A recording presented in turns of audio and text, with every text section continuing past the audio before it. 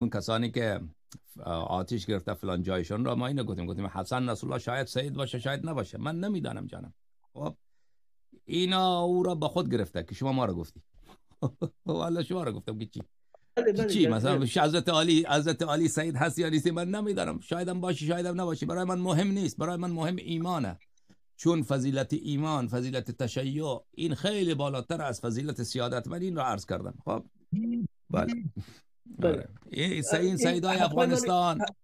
سیدای افغانستان اینا یک حساب پیری مریدی دارن که بر مردم هزاره اینا باید چی باشه، اینا دیگه جای دیگر نیست از اینا. جای دیگر پیش تاجیکا پیش پشتونا که بره کمیت اینا لنگه، متوجه هستید؟ اونا هیچ خبری نیست اونجا. وقتی که بیفش پیش ما آمد ولی اینجا اگر کسی گفت که ایمان مهمه، تشیع و تقوا مهمه، این و گویا این که شما 124,000 پیغمبر را منکر شدی. خب اگر ناراحتین به جهنم